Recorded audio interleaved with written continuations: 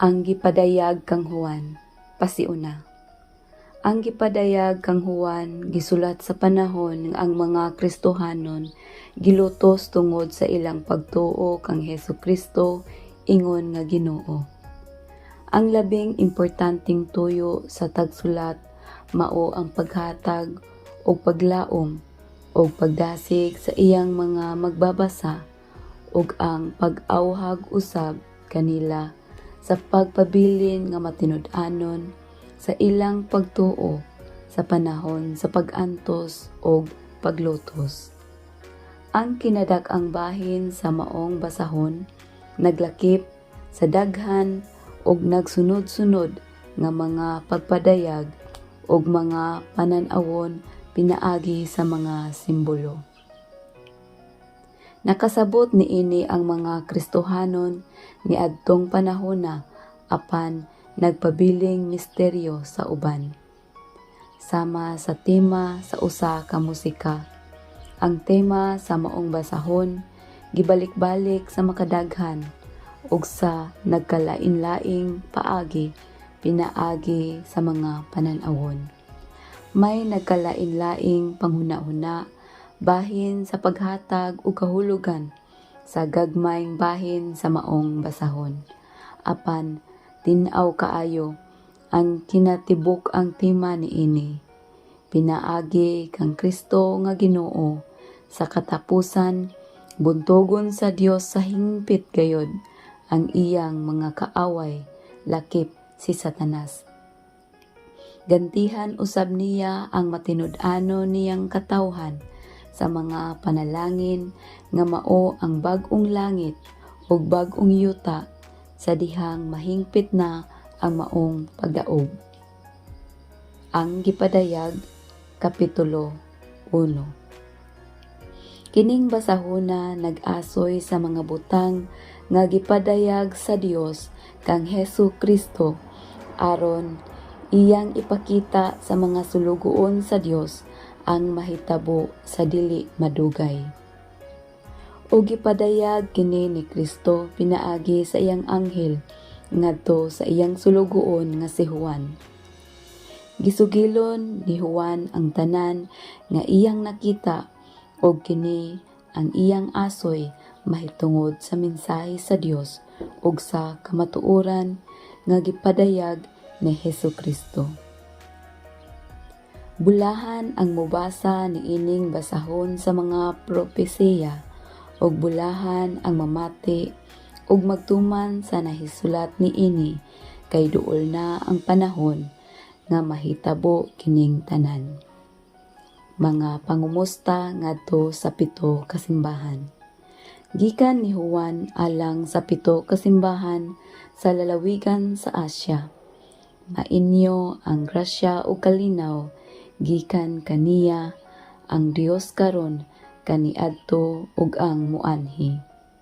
Mainyo usab ang grasya ug kalinaw nga gikan sa 7 ka espiritu nga anaa sa atubangan sa iyang trono o gikan kang Kristo Jesus ang kasaligang saksi, ang unang gibanhaw nga mauusab ang nagmando sa mga hari sa kalibutan. Gihigugma kita niya ug pinaagi sa iyang dugo, giluwas kita niya sa atong mga sala. Gihimo kita niyang usa ka gingharian sa mga pari aron mag-alagad sa iyang Dios ug Amahan. Iya ni Hesukristo ang dungog ug gahom sa walay katapusan. Amen. Tan-awa unya, muanhi siya uban sa mga panganod ug makita gayud siya sa tanan lakip sa naglansang kaniya. Magbinatay ang tanang katawhan sa yuta tungod kaniya. Tinuod gayud kini. Amen. Ako ang Alpha ug ang Omega, nag-ingon ang Ginoong Dios nga labing gamhanan, ang Dios karon kaniadto ug ang muanhi. Nakita si Kristo diha sa panan-awon. Ako si Juan nga inyong igsuon og ingon nga sumusunod ni Hesus. Nakig-ambit kaninyo sa mapailobong paglahutay sa mga pag-antos nga mudangat kanila nga sakop sa gingharian sa Dios. Gidala ako ngadto sa pulo sa Patmos tungod kay gisangyaw ko man ang pulong sa Dios ug ang kamatuoran nga gipadayag ni Hesus. Sa adlaw sa Ginoo gigamhan ako sa espiritu ug nadungog ko gikan sa akong luyo ang kusog nga tingog nga milanog sama sa usa ka trompeta. Miingon kini, isulat ang imong nakita ug ipadala ang imong sinulat ngadto sa 7 ka simbahan, sa Efeso, sa Smyrna, sa Pergamo, sa Tiatira, sa Sardis, sa Philadelphia ug sa Laodicea. Milingi ako pagsusi kung kinsay nakigsulti kanako ug nakita ko ang 7 ka bulawan nga butanganag suga. Sa taliwala niini nagtindog ang dawtaw nga nagsulob og biste nga sangko sa iyang tiil ug gibaksan ang iyang dughan ug bakos nga bulawan. Ang iyang buhok puti kaayo ug ang iyang mga mata sama sa nagdilaab nga kalayo. Ang iyang tiil sama sa bronse nga tinunaw sa hudno ug unya gipasinaw ug midahunog ang iyang tingog sama sa dakong busay. May gikuptan siyang 7 ka bituon sa tuo niyang kamot ug migula sa iyang baba ang hait nga espadang duhay sulab. Sulaw ang iyang naong ingon sa adlaw sa udtong tutok.